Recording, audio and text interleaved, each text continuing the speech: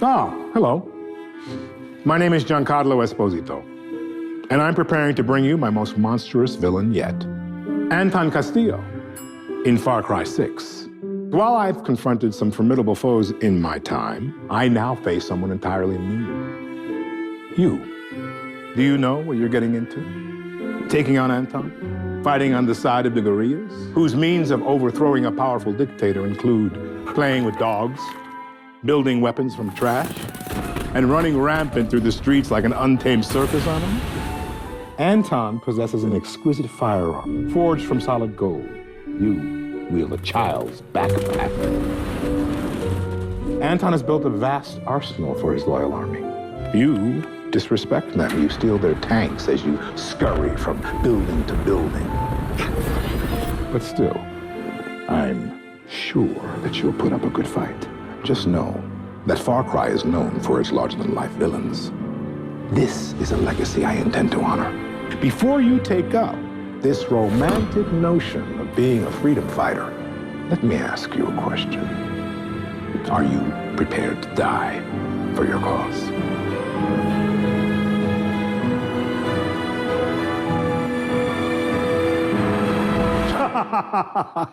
I was acting. Or was I? Well, hello there, and welcome to episode 14 of PlayStation Pals, a video game podcast.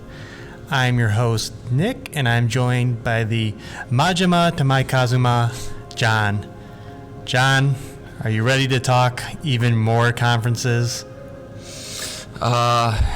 Yes, I am, Nick. I think it's gonna be a little bit more positive today, I think.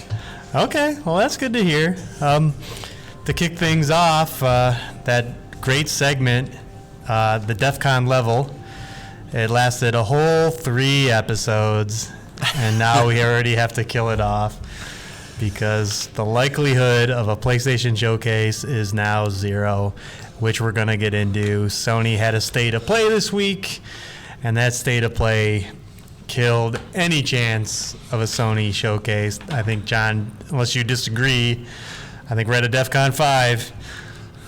I do disagree a little bit. I mean, I think DEFCON 5 is appropriate, but I don't think the PS or the state of play completely killed any chance. I think it's substantially lower that any type of larger show from PlayStation is likely, but I still think there is so much out there to discuss.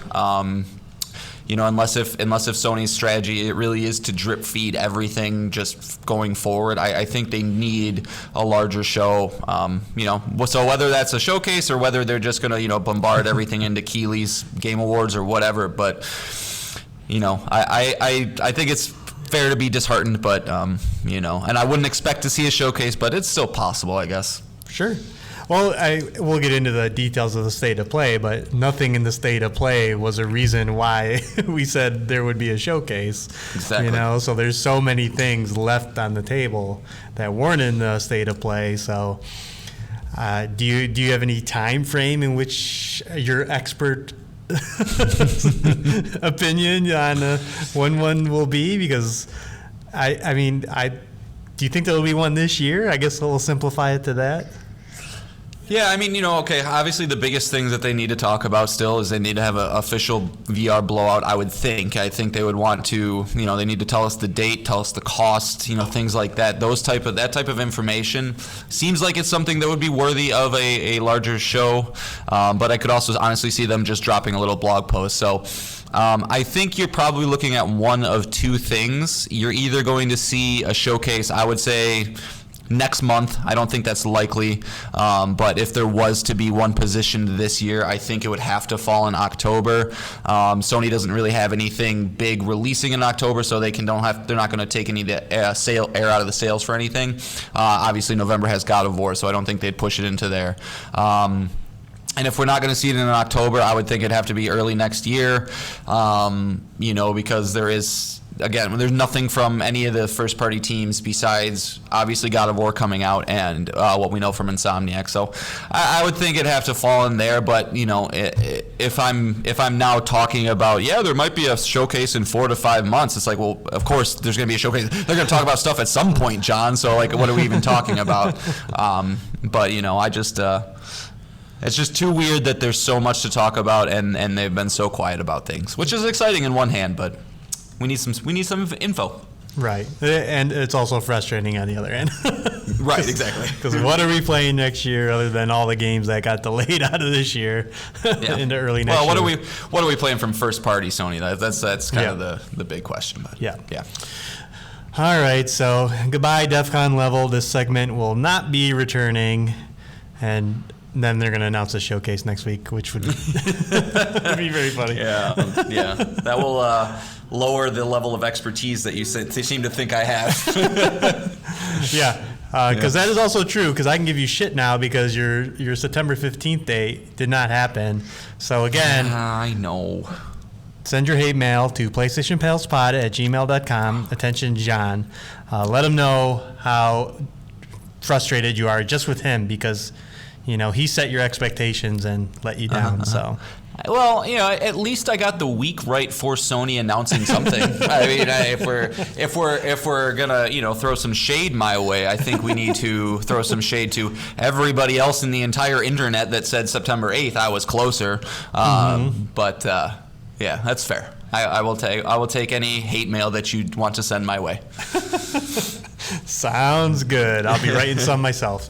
Yeah, no doubt. All right, so let's just move into the format of the show. This is how it works. Each of us bring 3 things to talk about. It can be a video game we're playing, a conference, a news item, a conference. If you listen to the last few weeks, sometimes we talk about conferences, so expect that to be here. And then we also take emails to PlayStationPalespod@gmail.com or Twitter DMs at PSPalespod. So any of those things, whatever we feel like talking about, it is wide open. But given this state of play that we just talked about, John, let's hear about it. Tell the listeners what we got. Yeah, so this week we got a state of play focused on some VR titles as well as some third-party games that are kind of coming out. Very, very heavy. It seems like kind of a Japanese focus. I don't know if that was intentional or not, but just wanted to kind of go through some of the announcements here, and get our overall thoughts. But let me just start off here, Nick. What is your overall thoughts of this state of play from Sony? We were both pretty down on it after it aired. I think our expectations were probably a little bit high. Yeah. I know before it aired, we said it only takes one game, right? One game that we want to play. And excluding the big trailer that it ended on, I wasn't feeling many of the games, but I've kind of turned around on them as we'll get into this, like the individual announcements. I think I don't know. It's getting better and better the more I think about it. It's not a showcase, so you got to readjust your expectations.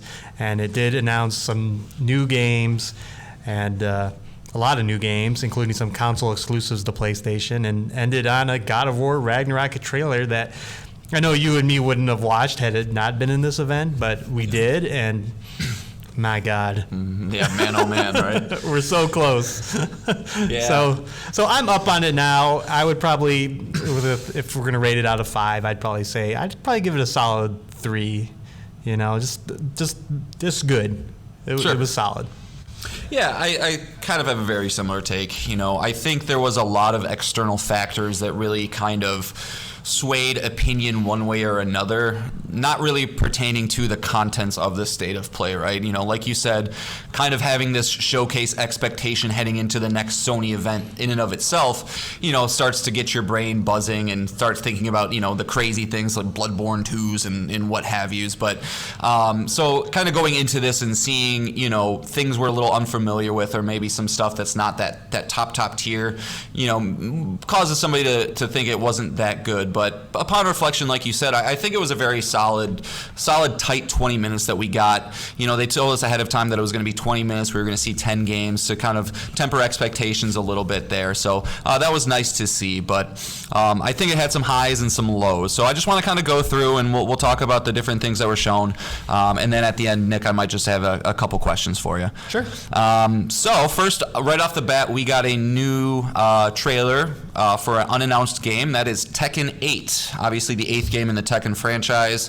You know, if you've been playing video games for a while, you obviously know the Tekken series, but not a lot to say. You know, it's Tekken, right? It's that 2D, 3D style fighter that we have all gotten used to seeing. Looks pretty, you know. But it looked very good.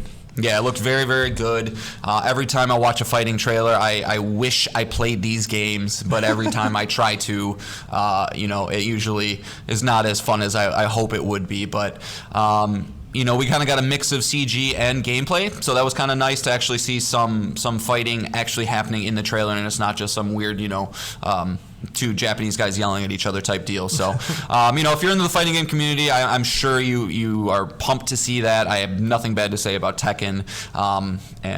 Yeah, so look forward to that if you're into that. And then we went into some PSVR 2 announcements. We saw Star Wars Tales from the Galaxy's Edge, which is coming out in 2023. Apparently this is a port of an Oculus Quest VR game, but I guess this version does come with some new locations, some new enemies and allies, which is cool. So, you know, it looks like kind of one of those life sim kind of games. I honestly don't know too much about it, being that it was exclusive to Oculus Quest before this, but, you know, if you like the Star Wars world, you know, Nick and I have a friend who absolutely loves Hondo, who's a character in Star Wars, and so seeing him shown up, I know that would make him, you know, smile from ear to ear. So, you know, it's just gonna be one of those things. I think if you're into Star Wars, you know, check it out. If not, it's not gonna be for you. And then the other VR game that we saw was Demio, which was a tabletop VR game where, you know, you're kind of moving pawns around a Dungeons and Dragons, dungeon crawling style scenario where you're going to pull cards, roll dice, things like that. Not really my cup of tea, but that was the other VR game we saw. So I did find it, I just want to put a pin right there. I did find it kind of weird, Nick. I don't know if you feel the same, where they highlighted that, hey, we're going to talk about VR 2 in this state of play. And like, I feel like with the limited amount of VR information we've gotten so far, it feels a little weird to just be getting these two games and not anything more. Did you kind of feel the same way, or did it, like, it just felt like it was not the type of, you know, we're waiting for all that VR news. We want the big apps. We want to know what's the reason to get this thing, and it's weird that they've dripped this stuff out. Do you kind of get the same feeling or no? Yeah, because we'll get into it later. The very next day, all the sites had impressions because they went and played PSVR 2. Right. So right. It's weird that we're not getting like a big blowout, and yeah, that this information keeps getting slowly dripped out, and there's not a big PSVR 2 showcase of all the games. And these are two smaller titles. I don't think, like as you mentioned, I don't think either one of these were like, wow, ooh, like amazing. You know, you're not going to buy in because of these two games, that's for sure. I mean, they looked okay. So, but yeah, they seemed out of place in this show with a few other things that are going to be out of place. That looked mostly to be Japanese focused, and the VR2 and another batshit crazy announcement that we're going to talk about later that was in the show that doesn't make no sense. Yeah, they seemed out of place, and yeah, we're still waiting for the big VR blowout of, you know, like you and me talked about earlier this week, like the Astrobot sequel, you know, like what is the big titles for this outside of, you know, the Horizon game that's coming. So yeah, I'm with you. I seemed out of place, but I don't know. Yeah, it just felt weird to specifically say, hey, at this state of play we're talking about PSVR 2, and then to like kind of come out with some lackluster title seems It doesn't seem like the marketing team really has a good pulse on like what people are wanting and needing information wise from VR2 right now. But maybe they just have the drip feed mentality and they know that they can't make more than the amount they're going to sell anyway. So like we'll just keep it coming slowly. But anyway, moving on. We got some more games here. That's all we got for VR. So now everything will be PS4, PS5 related. This one was kind of a big surprise, and I know the people who are into this franchise have been very, very excited to see that this is finally coming west. This game has never been outside of Japan, and that is Like a Dragon Ishin, which is a spin-off series of the Yakuza series. It's going to be on PS4 and PS5 in February 2023. Again, like I said, never before released in the West.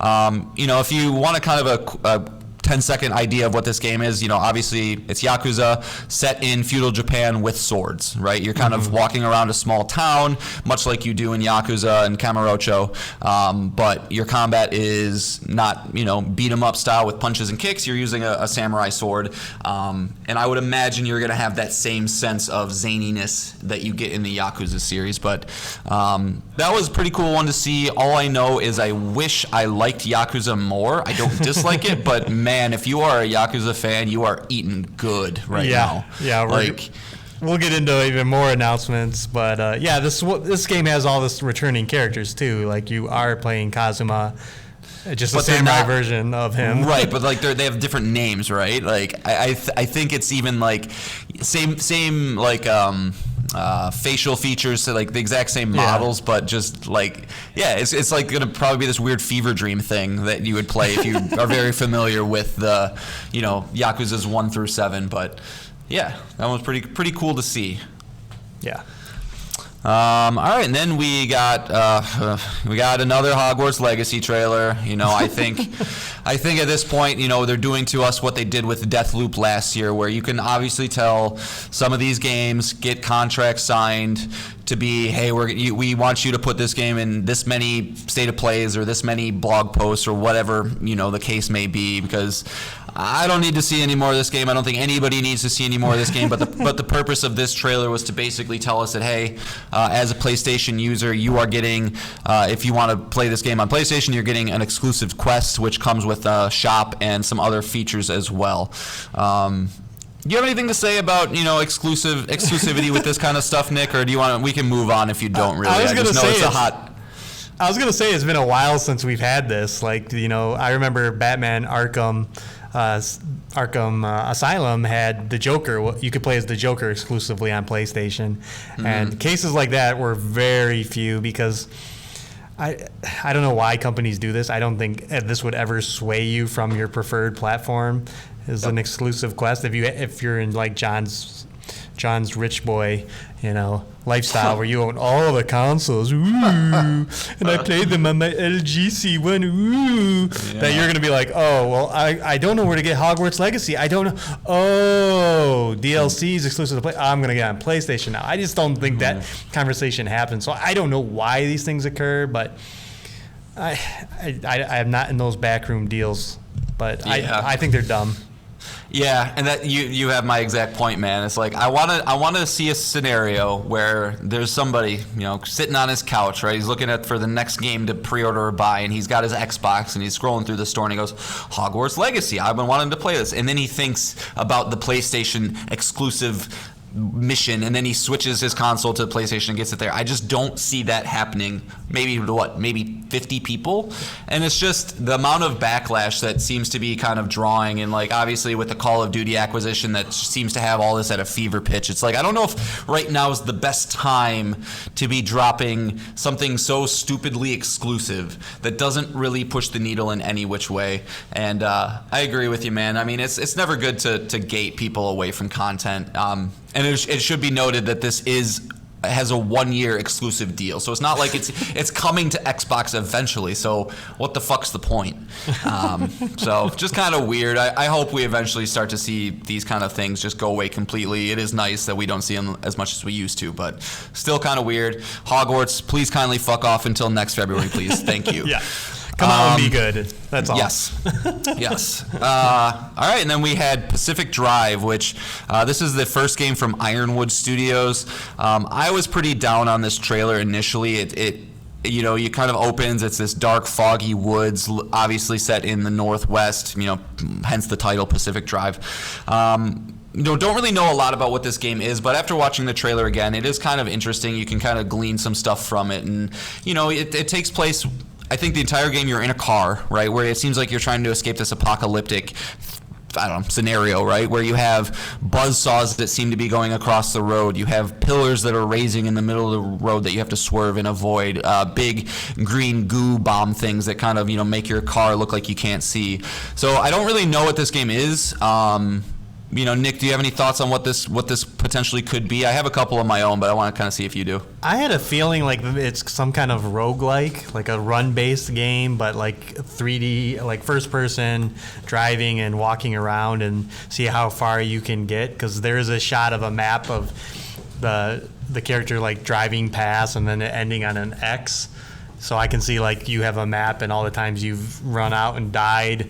It becomes an X, and you're just exploring the map, and maybe the map is procedurally generated too. I get major procedurally generated vibes from this for sure. Yeah, this is another. This wasn't the weird one I was mentioning earlier, but this is also another weird game that just came out of nowhere and didn't fit the vibe of the overall show. And I know it was funny, John. You were pretty down on this game. You were really salty on this one. Like I said, man, I hated the trailer when it first, because it's lots of jump cuts. It's very dark. Mm-hmm. The art style is, I don't want to say it's gross, but it just looks kind of muddy from afar. And I just, I just feel like if you're showing a game for the first time, especially from a new studio, man, you got to do better than that, because it shouldn't take somebody to watch a trailer 2 or 3 or 4 times and be like, oh, okay, I kind of see what this is going for. Because, like you said, it could be cool. It could be a roguelike where, you're obviously upgrading your car. You see the car at different points through the trailer, and sometimes it has armor and different things on it. So, clearly you're managing the health of the car and things like that. But I don't know. I just thought it was a bad trailer. The game could come out and be awesome. I just didn't care for the way that it was presented to me, that's all. Yeah, I agree. Yeah. But all right, and then we have our next announcement, PlayStation Stars. We get another look at what this mysterious program is. Do you want to take this one, Nick? I know you have some strong feelings on it. I have no idea still what this fucking thing is. I know when we talked about it a few podcasts ago when it was initially announced. This does give more credence to what you said, John. Like you saying that because I guess to give context, a lady came up and started talking about it, and then she showed off some exclusive items, which were not like, avatars or banners or themes for your PlayStation. These exclusive items were 3D objects that were spinning around, and that was it. Like, that's all they showed.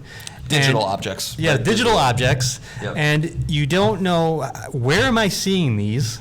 If John earns one of these collectibles, where do I see them? I have no idea. But when we talked about PlayStation Stars and you said that this would exist in some kind of PlayStation Home equivalent, and now these are objects in your PlayStation Home, and with VR2, objects that you can interact with, well, that seems to make more sense now, especially after seeing the items. But again, the lady didn't explain anything about it.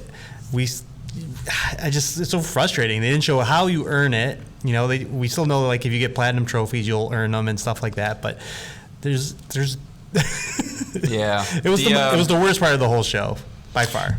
Yeah, the communication is very poor, I think, on what they just did not get across, I think, what they were trying to get across. And for those who maybe didn't hear us earlier in an earlier show where we mentioned PlayStation Stars, this is kind of a rewards program, free to join, free to sign up for, that encourages you to stay on PlayStation. It's a loyalty program. So they've told us that they're going to give us these, ways to express ourselves and show our friends, what kind of gamers we are. And then even things such as like, reward points and I think like loyalty points, so that if you buy things off the PlayStation Store, you can eventually, get a $10 gift card or what have you. So it's got a lot of potential and something I'm definitely looking forward to learning more about. It's just, hey, remember PlayStation Stars? We talked about it before. You're going to get some awesome things that you really care about to show your friends. Oh, what's that thing? Oh, here's the first image. It's Ape Escape. Like, what? Like, no, that. Like, I don't quite get that. But I still think the program has some potential. I am, being the frugal man that I am, I'm most curious about, like, is there some Nintendo style thing where when you buy a digital game, you have, a percentage of that goes into your wallet that you can use towards future purchases or whatever the case may be. I know there's things like, oh, you're the first person to platinum a game, you get a special thing. But yeah, man, I think it could be super cool if one day in the future Sony really puts a lot of effort and initiative into allowing us to express ourselves and like show off our profile, and whether that's through PlayStation Home or a hub or something where we can kind of have everything in one collective spot. It shows our trophies, it shows what we've collected through games, it shows maybe some of our best, I don't know, just things that we've done in games. There's a lot of possibility to allow us to, as the user and the gamer, to, just kind of put our personality into it, and hopefully this is one step towards that. But and then, go ahead. Oh, I was going to say, and the weird thing is she said that this is launching later this month in Asia. Like, this is coming, like, we're like on, which is like in 2 weeks. Like, that's September, ends in 2 weeks, like, so where, why is it still so vague as to this program? It could just be a microcosm right now of Sony as a whole. We have a Sony podcast. Obviously, we enjoy PlayStation, but if there's one area that the company seems like they've really been lacking, at least since Jim Ryan's taken over, it's communication. It's, there's these long periods of time where they're not talking to the audience, where we don't really know what is going on their end, and they don't have to tell us like, hey, this is the game made by this person coming out on this date, but just be open with us. We don't care if it's this like, big produced video that gives us, we don't care. Just give us the facts. Give us like, hey, we're doing this, this, and this. This is our plans, and this is what you can look forward to. And so I think PlayStation definitely has some room to grow. It's something I think maybe Microsoft does a little bit better. Just having an open dialogue back and forth with the community goes a long, long way, and doesn't seem like they're really taking that to heart right now. So no. But all right, let's get a move on, because we're already probably a full podcast length on this first topic here. And then lastly, we had a couple more games. Sin Duality was from Bandai Namco, was a third-person shooter featuring mechs, and I was excited to read this on the official announcement of the game. It says it has an art style akin to Nier Automata. Oh, gosh. Yeah, I see it's those. New buzzword. I see. Yeah, right. This is the new Souls comparison. So something I'm going to keep my eye on. That has a 2023 release window. Then we saw Stellar Blade, which was formerly Project Eve, which was a game we've seen before, from Shift Up Games. 2023 release date. Looks pretty cool. Too early to determine. Think Bayonetta, fast-paced third-person action game. Anything you want to say about either of these two, Nick, or no? Well, before they showed this game and the next game, they said this game and the next game we're going to talk about are console exclusive to PlayStation. So you won't be playing these on Xbox. So that's just something they specifically said about this game and the next game we're going to talk about. So it's just interesting. I don't know. I wonder too if they might have meant PS5 exclusive, because I know the next one, Rise of Ronin, spoiler alert, is a PS5 exclusive game. So maybe that's what they meant. I'd have to go back and Could look. be. But yeah, and then lastly here we got Rise of Ronin, which is going to be a PS5 exclusive game 2024, and this one is by Team Ninja. So Team Ninja, who did Neo 2, probably the two most beloved Souls knockoffs. I think that's kind of a universally accepted thing. So definitely a high caliber team. But this is going to be, it looks like Ghost of Tsushima, basically. Yeah. We're entering, it seems like, into this feudal Japan phase where, we know the industry likes to lag 3 to 4 years behind some fad, right? And, we've been clamoring for Ubisoft to make us our feudal Japan Assassin's Creed game forever. They didn't want to do it. So then, Sucker Punch decided to, but here comes all these knockoffs. But this one looks pretty good. Obviously it's a ways out. But yeah, looks like feudal Japan, Assassin's Creed kind of, honestly. And, a little more city-based, not so much a rural environment from the things that we saw. It looks very city-focused. So, so that looks pretty cool. We'll have to keep an eye on it, but pretty far away. And then lastly, they had the one more announcement thing. And this, I don't know if this kind of tickled you, Nick, but I thought it was kind of funny. They go, we got one more thing to show you, and then they lead in with a God of War controller. And I'm like, are you fucking kidding me right now? They showed off a blue and white God of War Ragnarok controller with Wolf Kratos and Wolf Atreus, I can only imagine, on the touchpad. Looks pretty cool. Not crazy about it. I mean, it's not bad by any means, but, certainly nothing crazy. And then they followed that with the big thing of the show, which was a brand new God of War Ragnarok trailer. I personally don't really even want to talk about it. I think if you have interest in this game and you don't care about spoilers, watch this trailer as soon as you can. It's awesome. Like, it's straight up awesome, but I feel like they show too much. And like Nick said, I was sold the moment that they showed that this game was existing. You could have showed me nothing, and I would have bought it day one. So, seeing some of the creatures that they showed, I'm hoping it's just a small slice of the entire game. But it did seem a little spoiler heavy. But I have no doubt in my mind that this game is going to replicate what 2018 did. I'm sure we're going to see a lot of, it's just the same thing, just prettier, much like we saw with Forbidden West. But I don't think anybody can deny that this game is going to just captivate every single person that plays it. So any thoughts on that, Nick? I'm with you. Not a fan of the controller. I'll just put that out there. It's just too boring. The trailer. Don't watch it. Don't watch Unless it. I don't think there's a world where you should watch it. Like, it's too spoilery from a lot of standpoints. So I don't recommend it. Just take our word for it that it's incredible. Get this game November 9th. It can't come soon enough. That's where we'll leave that. Fair. And that's it, man. That's it from State of Play. So, I think it was actually a pretty decent show when you kind of go back and you look at the games on a game-to-game standpoint. I think we're just all, like I said, kind of hoping, are we going to see Spider-Man? Are we going to see Wolverine? Are we going to see Bloodborne 2? Blah, blah, blah. Games are going to come. It's just we live in a different world now. So. Well, I was listening to Kind of Funny talk about it, and Greg Miller was talking about how when he talked to Adam Boyce, he used to work for Sony, he used to be in these press conferences, that they would aim for 1 out of every 4 games you wanted to play or were interested in.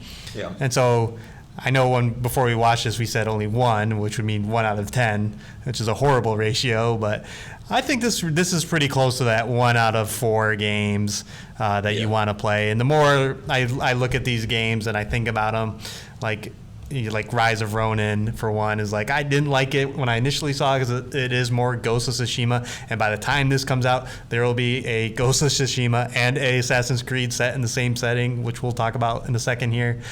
But it still looks good. So a lot of these games, I'm interested to see how they play. I feel pretty good. I trust them. They have a good eye for good games. So I think we're in good hands. But let's move on, shall we? All right. So let's move on to Ubisoft Forward, their big September conference. It sucked. I'm not even going to pull any punches. Just like anything else. Again, we talked about this last week. We're not surprised about this. And I know, John, you did not watch this live, correct? No, man, I learned my lesson. Smart man. I did not learn my lesson, and I decided to watch it. And it is John's favorite conference format, where two hosts, and I had to get their titles because they actually showed what their jobs were. And they're both communication managers at Ubisoft, where, we'll show a game, they talk, and I'm with John. I'm like, show me your PSN ID. Show me your gamer tag, right. Your Steam ID. I want to see that you actually play these games because they just come off as so not genuine, so forced that I just can't stand it. It is so eye-rolling. Stop it. Stop doing this. It would be better if you literally went into Microsoft Word, typed out what you want, hit the automate voice thing, and it talks like this. That would be better. That would be better. And it's even worse that we're not going to talk about Mario and Rabbids, but they went into the developer. When they were showing the game, the developer of that game was talking about it, and it's night and day. It is night and day. I'm not interested in Mario and Rabbids at all, but hearing this guy talk about it, it's just night and day. I was at least interested in hearing him talk about the game and his thoughts on it. That is what you do. That's how these shows should be. Passion goes a long way, man. Yeah, exactly. So, and unrelated to this, I did want to get this out there because this came out in an interview around this event between Stephen Totillo and Yves Guillemot, who runs Ubisoft, that going forward, starting with Skull and Bones, all Ubisoft games are going to be $70. So they're joining that Sony first-party price tag. We'll see if Skull and Bones is even remotely worth the $70. I don't mind $70, but they really don't want Skull and Bones to succeed. That's the game you start that with? Okay. Yeah, this game has everything stacked against it. The troubled development, releasing the day before God of War, and now a $70 price tag on top of that. And as we've mentioned in previous podcasts, Ubisoft titles, they don't retain their price very long, so maybe they're hoping to get a little bit of their money back on this one, but I just wanted to point that out, that is the expectation going forward with Skull and Bones being the first one. So does Skull and Bones go free to play within the first year it's released? Oh, for sure. I agree. Yeah. It is. They did announce it is cross-play at launch, so that kind of helps with what we assume to be a low player count when it comes out. Mm-hmm. We'll sit reviews otherwise. So you will be able to play with people. Nick, come on, Nick. You at least will be able to play with other people on any platforms when all your friends on, your platform are not playing this. But we'll see. And, we'll give it the benefit of the doubt. It was shown here. It had another trailer.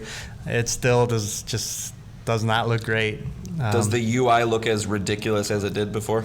Yes. Oh, okay, yeah. Cool. Yeah. Cool. I'd be disappointed otherwise. I'll just note a few things here of what they showed. Trackmania, which has been on PC for a very long time, is finally coming to consoles next year. That was probably one of the bigger, smaller announcements. DLC is coming for all their games, including Division 2, Crew 2, Riders Republic. Those games still wait. People are playing them? Did you just say DLC for every one of their games? Pretty much. That are currently out. So we'll get AC Valhalla being one of them, but I was going to bundle all the Assassin's Creed news, but yes, AC Valhalla is getting DLC. Division 2 is getting Season 10 DLC. Season 10 for the Division 2. Just shows I'm on a loop on some of these games, man. I don't know, man. I don't want to make this into a Ubisoft bash fest, but I just don't understand their strategy sometimes with things. I just don't get it. Yeah, I'm not even going to mention they spent way too much time on Rainbow Six Siege on mobile. They didn't even show Division Heartlands at all. They just said, hey, sign up to be in early access. Those were... Yeah, they're not even worth mentioning. And that there were some no-shows here, including Avatar Frontiers of Pandora. Oh my God. Nowhere to be seen. We got, 20 seconds of it at Disney and Marvel Showcase, and then not here at all. Oof. Is that game getting delayed again? I feel like it is. We don't have a release date for it, so it'll probably be a year from now. I wouldn't be shocked. Did they not say early? They didn't even say first first quarter or anything for next year? I don't remember the exact announcement, but I remember it was just like it's not going to be there when the movie comes out. So Okay, yeah, it still says. It says set to release sometime between April 2023 and March 2024. Yeah, and it originally had a November this year release date? Well, the movie I think is out in December, so I'm assuming that they wanted that co-marketing, like, oh, hey, I love the movie, gonna go play the game, but that didn't happen. And then also the Ubisoft is doing a Star Wars game. That was a no-show here as well, but kind of not surprising. I think when that announcement was made, it was very early on, so. And then they kind of went into what they called the Assassin's Creed showcase, where it was all about Assassin's Creed. And they had a bunch of announcements there. Like I mentioned, AC Valhalla is going to get its final DLC, finally, called The Last Chapter, that is going to wrap up all the events and storylines of that game. We get what Assassin's Creed Infinity actually is, and now it is going to be a hub for the modern day stuff. So all the Animus stuff that has been very widely different in all the games, up until this current trilogy, it is all going to be in one kind of hub world, and from there you're going to launch into all the future Assassin's Creed titles. So Infinity is just kind of a overall launcher, in-game launcher for all their titles going forward. But it won't be the launcher for their next Assassin's Creed game, which was, leaked, and then they had to announce it, which is Assassin's Creed Mirage. This will be coming next year. It is set in Baghdad, and it'll take place 20 years before Valhalla. It was a CG trailer. We know how I feel about CG trailers. Did you watch this trailer, John? Nope. Okay, good. You didn't have to watch it. So I don't know. We'll find out more about it next year. And then they announced two. Oh wait, real quick. I just want to comment real quick on Assassin's Creed Infinity.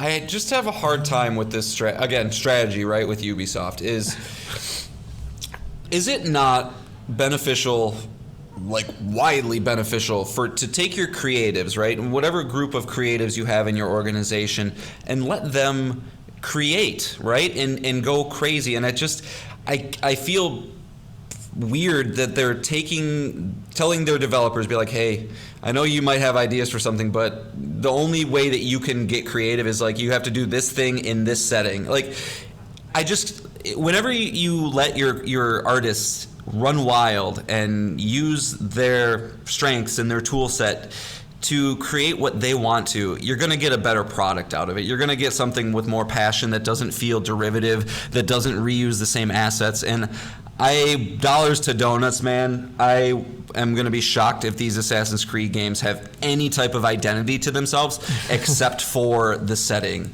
And I don't know. It's gonna be like my feelings like with Marvel and Star Wars right now. It's just too much of the same thing. We need to let this stuff breathe. And I don't know. Like if Assassin's Creed fails, like Ubisoft fails, I feel like at this point. I don't know. It's kind of nice that they're going to be a little more focused, but they kind of did that with the last three Assassin's Creed games. Before that, Syndicate, Unity, the pirate one, Black Flag, the Animus, the real world stuff was just a hodgepodge of whatever they felt like, I guess. There was really like loose connections. So it is kind of nice that they're getting more focused, but I'm with you. Like, as we're going to get into, they announced another 3 Assassin's Creed games, and this is kind of like the cart before the horse. It's like, why are you announcing all these games? Like, it just... And it's almost... What if the first one comes out and it fucking is horrible, people hate it, and then like now you're all of a sudden you have 3 other things you've announced? There have been 12 mainline Assassin's Creed games and 17 spin-off games. Why is there no creativity in media anywhere? I don't understand. in every medium, it's crazy. Yeah, so I'm with you. This is getting way ahead of anything. I don't know why they did this, but here we are. So let's get into the 3 Assassin's Creed games. We got the first title is Assassin's Creed Red, which is going to be set in feudal Japan. Release date TBD. I'm assuming 2024 and beyond.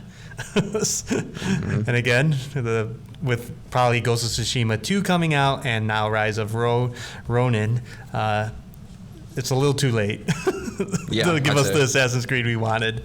But who knows? Maybe it'll be good. The second title is codenamed Hexed. It will be a different type of AC game, and it looks to involve witchcraft of some kind. Yeah, I'm interested in that one. Yeah, but again, that game's probably 5 years off at the very least. You know. Well, and that's what I'm wondering. I'm wondering if they have this internal plan where, like, since we can reuse assets, since we're not looking at generational leaps, like how many? I bet you they have like 3 teams working on 3 of those games right now, and like they're planning on.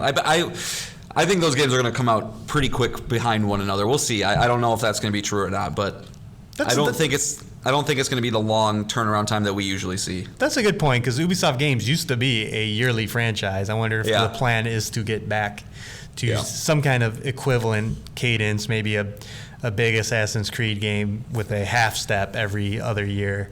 Well, and they've been putting out a bunch of verbiage lately too. That's like Assassin's Creed won't be 150 hours anymore. It's not going to be this big. It's not. So if they take the Valhalla, Odyssey, Origins formula, condense it down to 40 to 50 hours, and have these smaller titles, that could be an okay way to do it, to let you have the settings breathe a little bit more, variety, and you're not lingering in the same setting for 150 hours.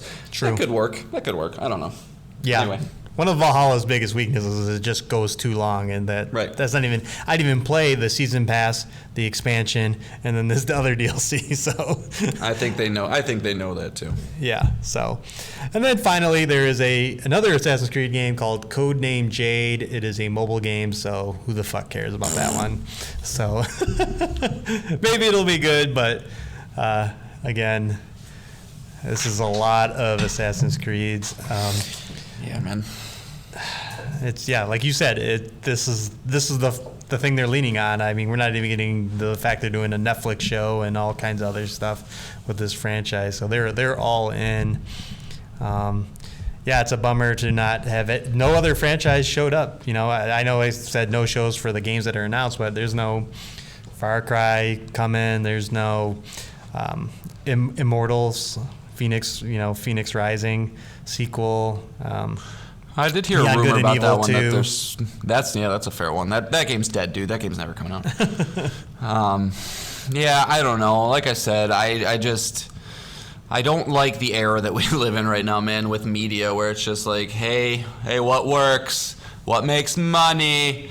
What do we know is going to be okay? Marvel, what's Star risk Wars, averse? Assassin's Creed, Call of Duty. It's like, man, I'd want weird experiences. I want people to take risks. I know it's not as good for the pocketbooks, but man, that's, you'd never get some of the best shit that we've ever gotten if people just kept making the same thing over and over and over again. Right. So I don't know. Right. Hopefully, I guess vote with your wallets, people. If you like this shit still, I guess keep buying it. If not, please try and stay away if you can.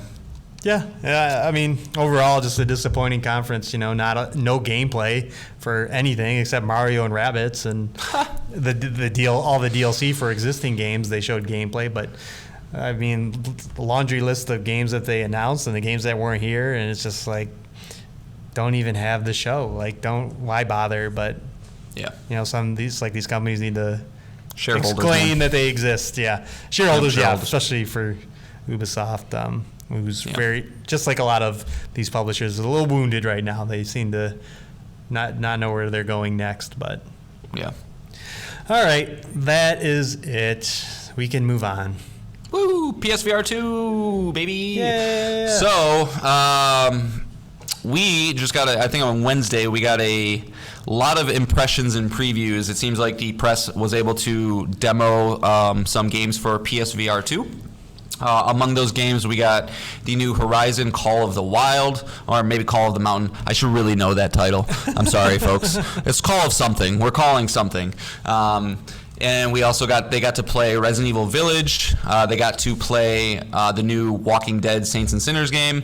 And then they also got to play the Star Wars game that I mentioned earlier, which is Star Wars Tales from Galaxy's Edge.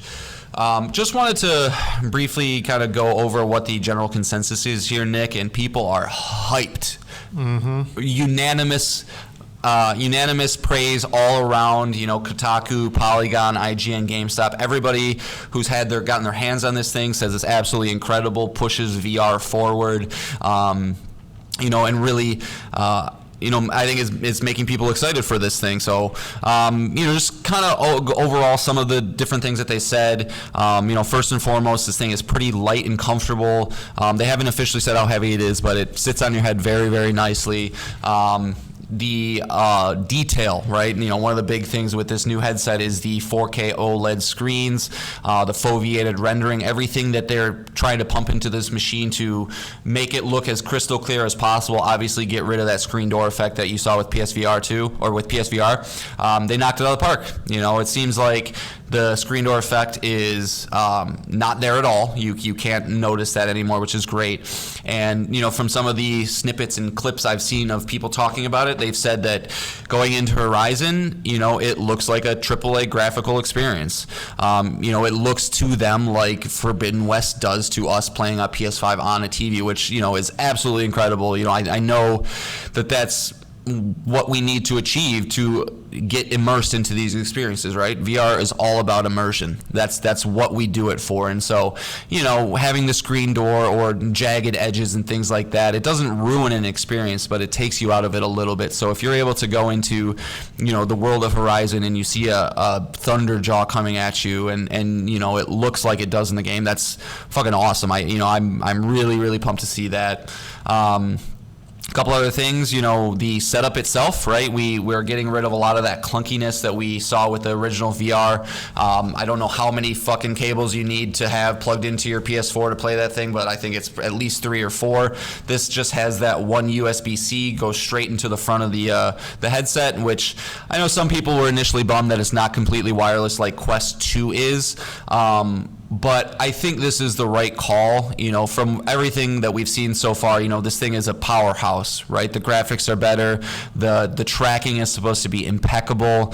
Everything about it is high end. So if the machine itself is able to connect directly to the PS5, I believe that's going to allow the PS5 to do a lot of the heavy lifting and not have to have the headset have all the tech that's needed to, which might in turn allow us to have a lower price point too. If there's not as much innards needed. So, like I said, the tracking is supposed to be impeccable, so you don't really even notice that cable, which is great to hear. But overall, I think, it's really, really positive stuff. I'm excited to hear it. I think after seeing these reviews, I'm really, really going to try to get my hands on one day one. The only question, a couple only questions we need to answer is A, when's it come out? B, how much does it cost? And what are the killer apps going to be? Are we going to see Half-Life Alyx type stuff? But what's your ideal app, Nick? Is there a game out there that they could announce or talk about that would make you start to think about getting one of these things, or are you out no matter what? That is a pretty open question. I'd have to think about it. I think a good start would be Half-Life Alyx and the sequel to Astrobot. So if it launched with those two titles, I think people would be very, very happy with Horizon Call of the Mountain and the current okay, good. the current slate. But that would be the very least for me. I am not bought in with what's currently announced now. I think it looks cool. It sounds very cool. But I've played VR. It doesn't really do much for me yet. This could be the one to turn it around. And I think price is a huge thing. I wonder how high these previews would be if this is like an $800 product. That would be that would be insane. Yeah. I don't think we're. Yeah, I mean, I want to believe 400. I think with inflation and all that stuff, we're going to see 5. That's where I would kind of bet. When the PSVR came out, it came out at the same price that a PlayStation 4 was. I think they would kind of just follow suit here. I don't think you can go higher than the console. I think that would create like a PS3 $600 price thing, again, and Sony doesn't want to deal with that. But yeah, man, I think overall we have a lot to look forward to. I am a PSVR believer. I own one. I love Beat Saber and Astrobot. Just those 2 games alone make it worthwhile for me. So like I said, I'll be getting this. But I think one thing that is it's just kind of something I want to keep an eye on is does Sony support this a little bit more? I think when the PSVR 2 was announced and they started talking about it, I specifically remember, I don't know if it was Shuhei Yoshida or another high-end exec at Sony, but they basically said that we are viewing the PSVR as we viewed PlayStation 1, meaning they're viewing this as a brand new platform that they want to support and transform over the next 20 years. And so I want to see, do they start to back that up? Because, we had Astrobot Rescue Mission and Resident Evil 7 and Beat Saber, but if you paid attention to like the NPDs month after month, dude, it was the same games every single month. It really was not supported from Sony first party. And I'm wondering if we're going to start seeing maybe some small teams within Sony's first party, like, hey, focus on VR, right? They bought Firesprite, probably as a team that has a lot of VR experience that can help Sherpa some of these other teams to get, the big IPs, the God of Wars, the Uncharted's, the Spider-Mans, get that stuff onto the platform. Because, man, if they have if they have a Spider-Man game akin to what this Horizon game is for VR, like that's gonna sell. My son will lose his mind. What if you play as MJ? yeah, Spider-Man : Mary Jane.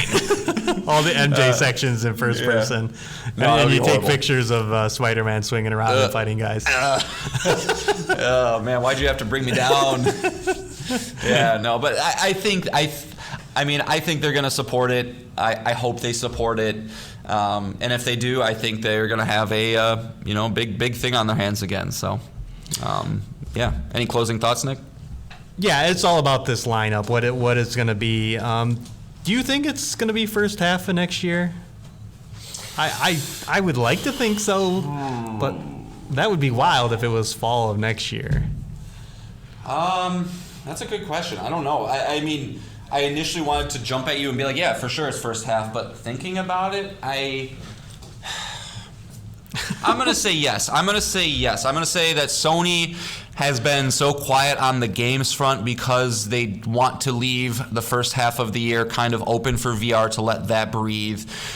We know that Spider-Man's supposedly slated for next year. The first one came out in September. I bet they could kind of just keep that cadence going. So I'm gonna say between March and May. March and May is gonna be my thing. I know that seems soon, but there was people also talking about it coming out this fall, and and that Walking Dead game, right? That Walking Dead's coming out this fall. So I don't know if they're gonna wait a whole nother year to release it. I'm gonna say I'm gonna say between March and May. That's my guess. Yeah, that's what I think. So, yeah, I'm excited. We'll see. But yeah, they need more games. They need to show more games for sure. Not the same ones. Even if not, you can come over to my house. You can't use the VR porn with it for my headset. I'm sorry, Nick. I know that's what you really want to do, but not at my house. Sean, go upstairs for a little bit. Oh man, what a nightmare. All right. Well, leaving on that high note, let's move on to the next topic. I wanted to talk about the anime show Cyberpunk Edgerunners. We mentioned it last week with the announcement of DLC coming to the Cyberpunk 2077, named after this anime. So it came out this Tuesday. I have watched all of it, and I have some thoughts. So it is 10 episodes. I'll put that in the positive column. It is not a very long show. You chew through it pretty fast. It definitely gets the vibe of Cyberpunk. There is not only is there a few cameos, a few locations that you're familiar with in the game, but a lot of the aesthetic, a lot of the sound effects when the main character is getting phone calls. It sounds like you're getting a phone call in Cyberpunk. A lot of that is in this. A lot of the weapons, a lot of the abilities, the mantis claws, and all that. They appear here, and a lot of the gangs. They all show up, and they look exactly like they do in the game. It is a great extension of that world. But again, this is anime, so they have to do all the annoying tropes that are in anime. including the main character being a super smart kid, and he goes to this prestigious school, but he doesn't fit in. You know, he's a rebel. He doesn't want this. He grew up poor, and he doesn't want to be with these rich kids in Arasaka Academy. You know. And his life changes when he meets a girl who's different and edgy and mysterious, and then they team up together, and he finds out that he's special in some way. He can have cybernetic implants that other people can't, and his body can take them. So, you know, he gets this super cybernetic implant, and most people, you know, they pass out after two uses.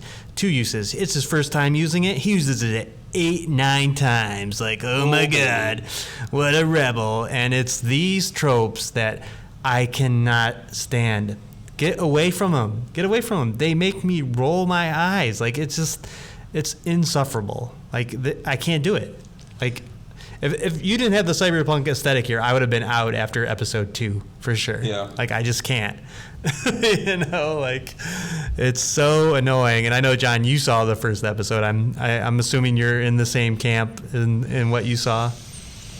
Yeah, you know, I only saw the first episode, like you said. It was obviously a lot of setup, but I was definitely not engaged with what I saw to want to carry on more. I know, I guess we'll get to this right now, but I have put Cyberpunk down for the time being, not due to anything. Yeah, sigh away, Nick, sigh away. Not due to dislike, not due to anything else other than the fact that I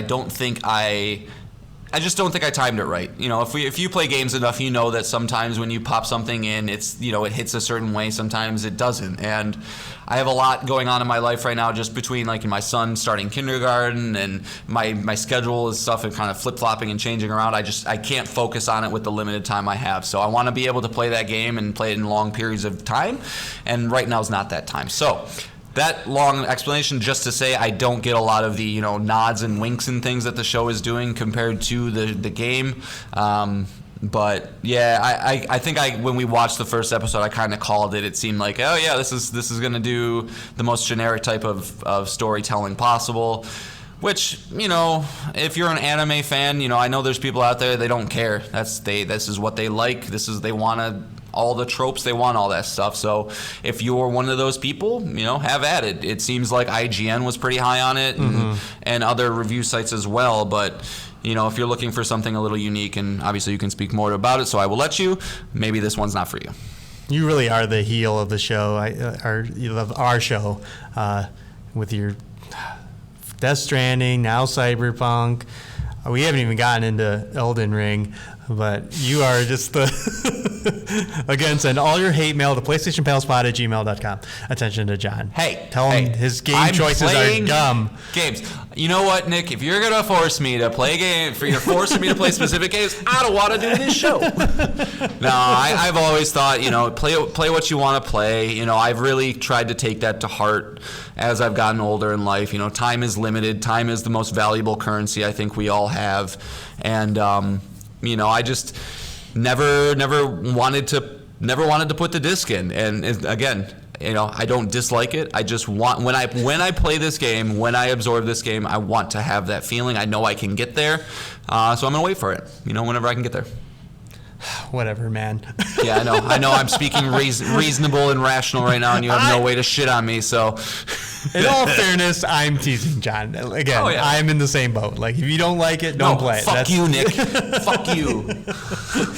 You know, I will never force anyone to play games. Like, I did that for a very long time in my younger days, and I regret all that time wasted because I should have just walked away from a lot of games. So if you're not feeling it, you know, that's not the way to play it. And that's not how I want you to experience the game either. You know, I don't want you playing it because you don't like it. So I'm doing this for you. Oh, okay. Did I not say that off the top? But yeah, just wrapping it up, like the second half of the show gets even worse. It's the main character makes some really dumb decisions. And as you mentioned, everyone's loving this, including Kotaku, who said this has a better story than the main Cyberpunk 2077. And that made me roll my eyes because there is not a thing they talk about in this. You know, there's a big thing about cyber psychos. There's a whole side plot in Cyberpunk 2077 about cyber psychos. And the main character has a whole plot where he's losing control of himself. Gee, does that sound a little bit, John, like the main plot of Cyberpunk 2077? So I want to be in the CD Projekt writers team room when they read that or when they see that.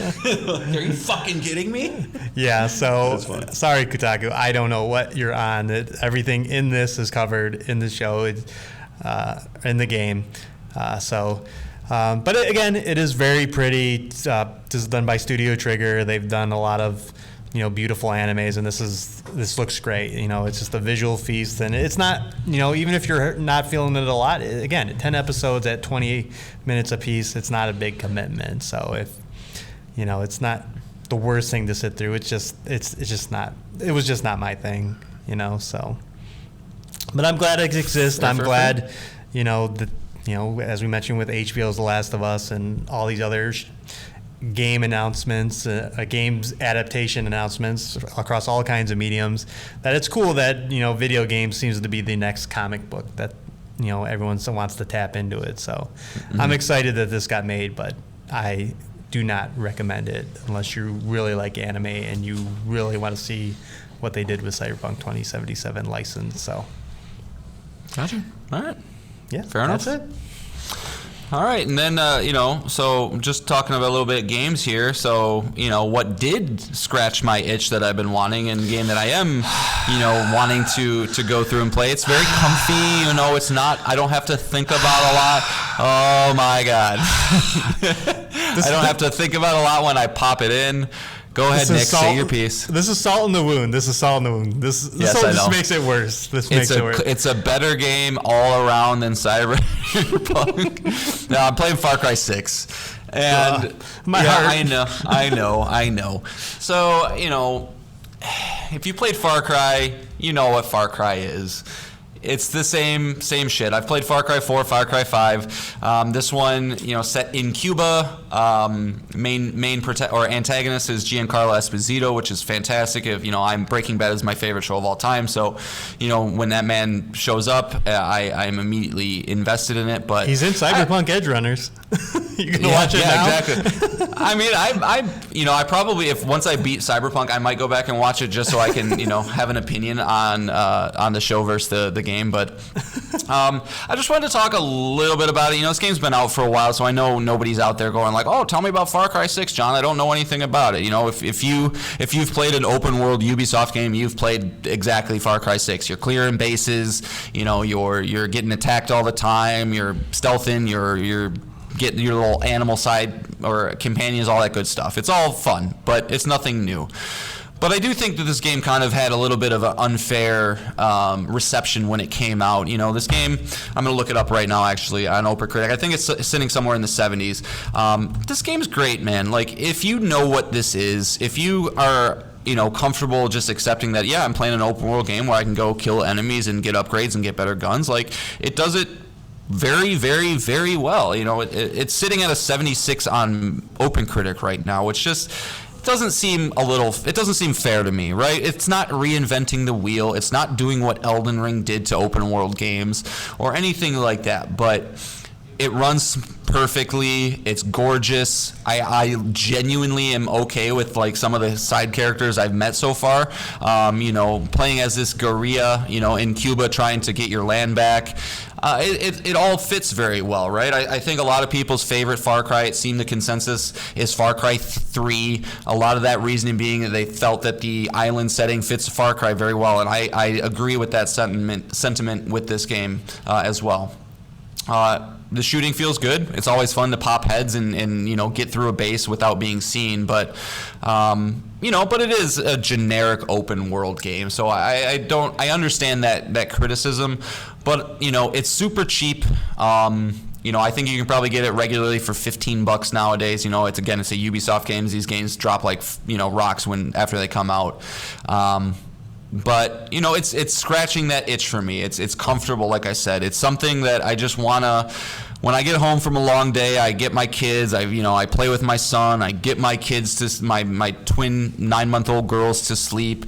I see my wife for a bit. Sometimes I don't have the mental capacity to sit down and really get absorbed and invested in something. And this is really, working for me right now. Just because I can pop in, I can do a couple missions.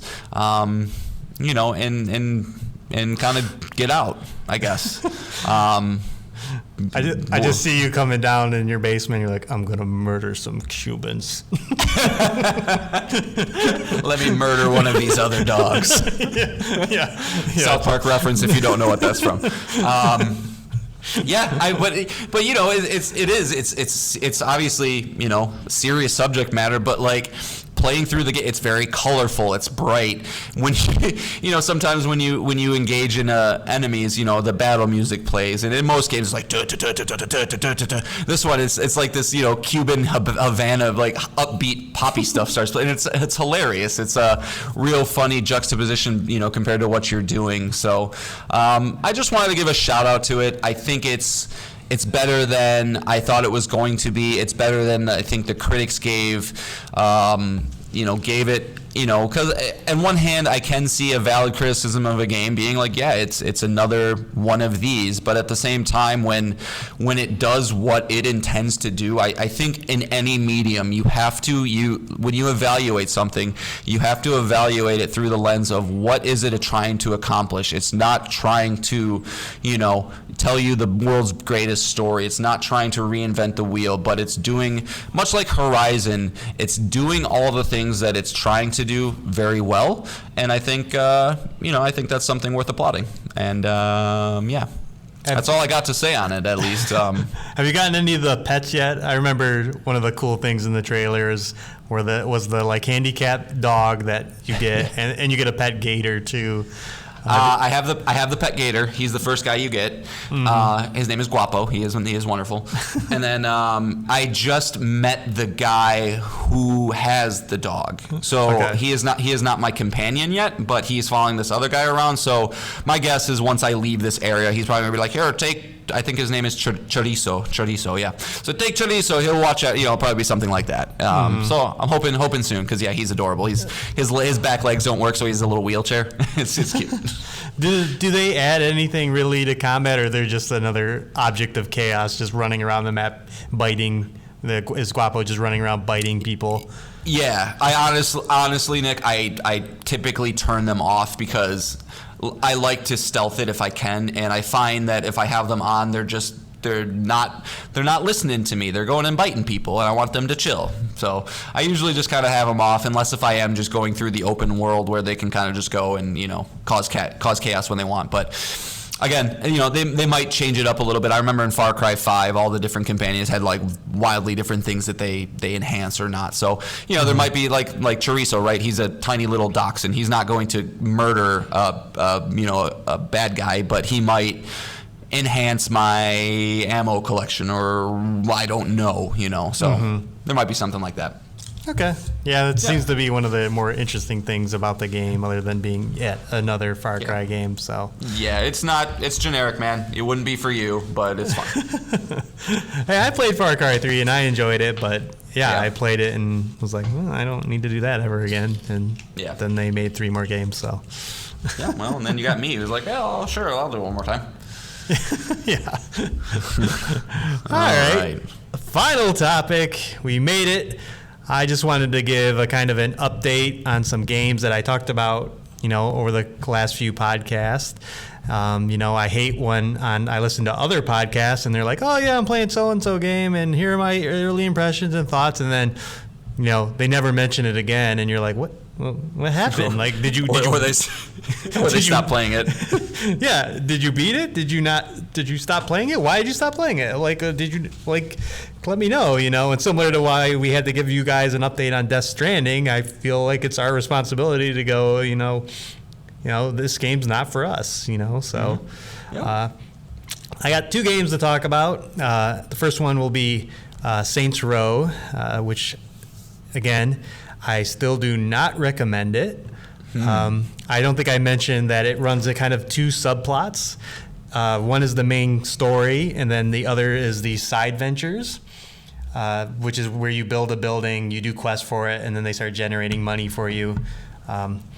So the main story just ends abruptly, ends terribly.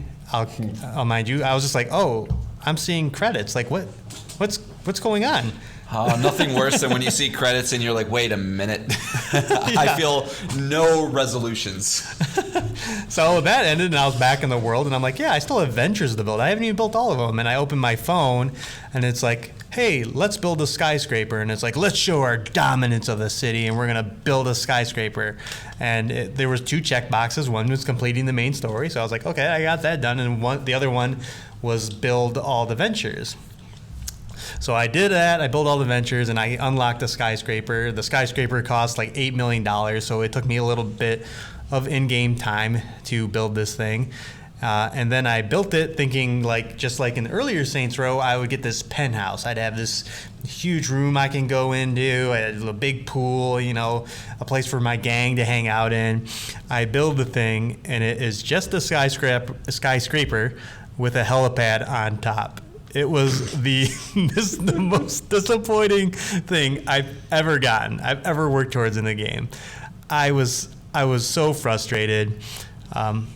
So that was it. I unlocked the true final ending after that, and the game was over. I promptly deleted it, and I will not be going back. No platinum for Saints Row. I will not do the grind for that. So. Missed opportunity. Yep, just a bummer that a game that had all the right window to hit just couldn't do it. So yeah, dude, it nailed a release date. Nothing released around it. People are clamoring for the next GTA, so there's a little bit of buzz around that. And yeah, they really could have, if they stuck the landing on that one, they really could have had something. So unfortunate. Yeah. So that's my piece on that. I am done with Saints Row. And then I also wanted to talk about a game that I said I might not be playing anymore, but then ended up finishing anyway, and that's Yakuza Like a Dragon. I have been slowly playing through it in between all the other games I've been playing. And I have a few thoughts on it. First thing is, it has a huge difficulty spike in Chapter 12, which was very frustrating. For the most part, I was running into enemies around my level, nothing too hard. And then there was these 2 bosses in Chapter 12 that were about over 10 levels higher than me out of nowhere, and would kill me every time, like not a chance. Like they would start, each would attack multiple times and then one-shot every character they attacked. So at least in JRPGs, you have no hope. Sometimes like you're playing something, you're like, maybe I could get it. Maybe if I just avoid this and dodge that attack. It's like JRPGs, like, nah, one shot. All right, man, I understand what you're trying to tell me. Yeah, and it's kind of a bummer that it just doesn't happen naturally. Like I could imagine just maybe a little bit of grind or the fight being a little bit tougher for me, but this fight was just unbearable.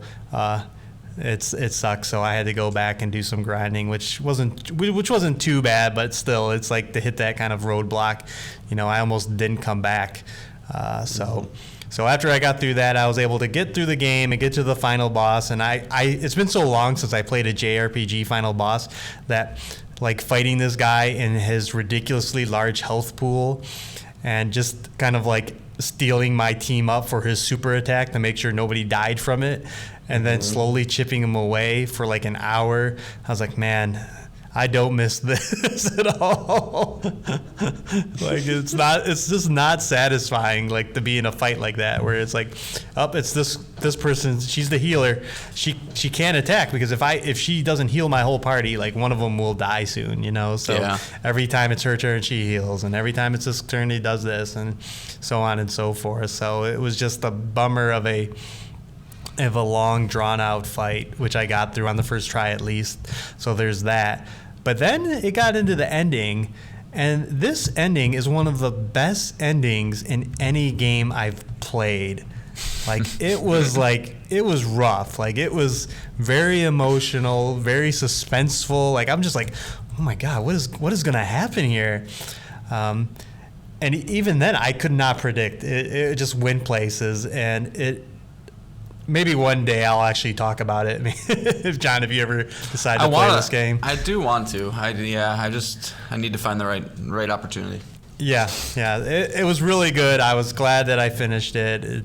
The world of Yakuza is very odd, but endearing, and the characters are great. And while there is a lot of writing, a lot of dialogue, for the game to like stick the ending like that, I thought was great.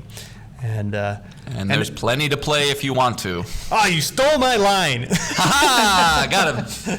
Because in funny coincidence, the week after I finish it, boy, are we getting more Yakuza, which we kind of, when we were talking about all these Yakuza titles coming to the PlayStation Plus tiers, we were like, are there more Yakuza games coming? Like, are they announcing more? Because it seems like they're really going all in. And yeah, as you mentioned, this week they announced that Like a Dragon Ishin, which is coming out next year. And then they announced 2 more Yakuza games after that. Like a Dragon Gaiden, The Man Who Erased His Name, which is also coming out next year. So we're getting 2 Yakuza games next year. Jesus. And then they're going to do Like a Dragon 8, which is bringing back all the characters that I liked. Like that was a cool moment too, watching that trailer and hearing, like, you can't see the characters, but you can hear their voices in the background and be like, oh, that's Namba. Oh, there's Ichiban, like, oh, and they're bringing it back. Like in 2024, there will be the 8th entry in this franchise, which is exciting. Ryu Ga Gotoku Studios has got to be the most efficient studio on the planet. They churn games, like, because not only have they made 8 main games and then a couple spin-offs, they've remastered all of them. They've did the Kiwami for Kiwami 1 and Kiwami 2, which was basically a remake of 1 and 2. It's just insane, the level of output that they have and the level of quality, and then they made the Judgment and Lost Judgment too, right? That's also them. Yep. And I'm sure a lot of it is they just, reuse their assets. I think Yakuza 1 through 6 are in the same city. So there is that, but it's impressive. And, I think they, deserve a little bit of recognition. Yeah, and I don't know if you saw that they're retiring the Yakuza name. Yep, it's now Like a Dragon. Yep, Like a Dragon going from here on out. So they're sticking with the turn-based, right? Yes, Yakuza Like a Dragon. Like a Dragon 8. Yeah, will be just like this one, which is, again, I have not played the other ones. I might play this samurai version, Ishin.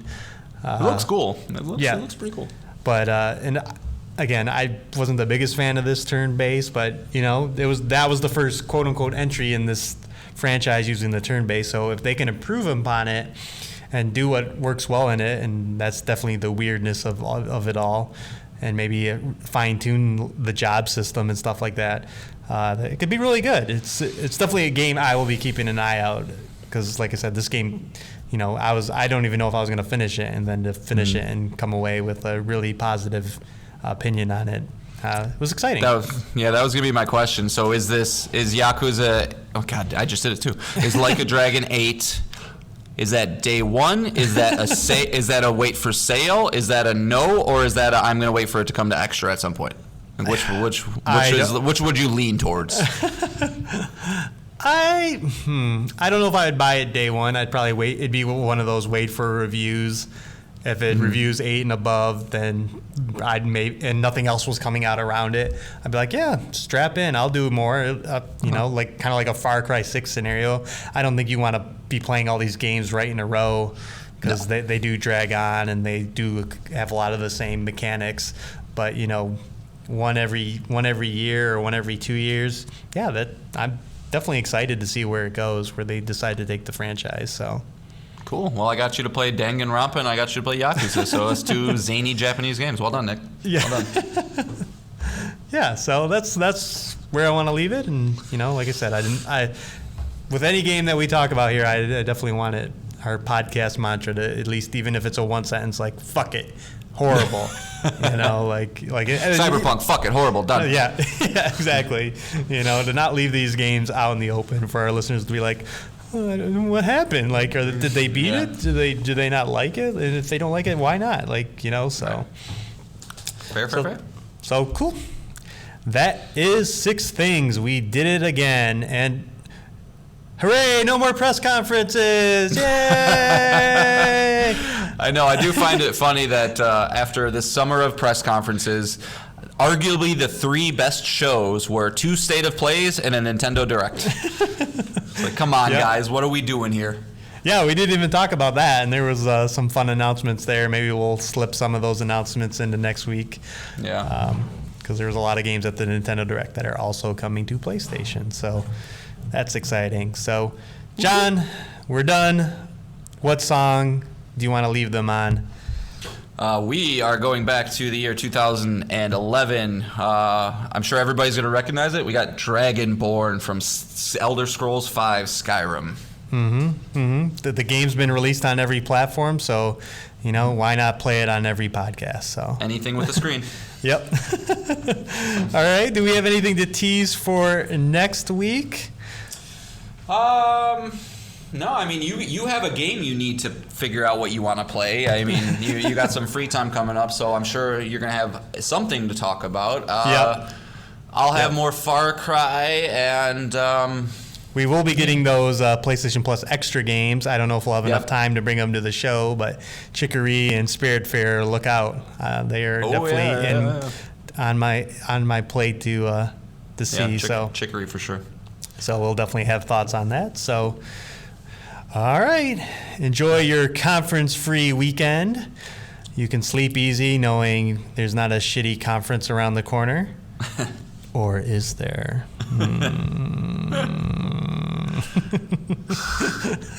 All right. just cut the audio right in the mid part of that. Yeah, we should have left it on a more creepy song, so just people are like, "Ooh, spooky, scary skeletons." yeah, Halloween's coming, so. I want people to think there's a conference waiting behind every corner. Don't go into that dark alley. Don't go into your basement without the lights on, because there's another shitty conference waiting for you. Hideo Kojima's podcast is going to reach out and grab you. Oh, God. That could be a topic alone. What was the worst announcement in all of these shows? Yeah, PlayStation Stars or Kojima. Yeah, for sure. All right. We will see you next week with 6 more things. We are excited to bring more to you. So thanks for listening. Bye, guys. See ya.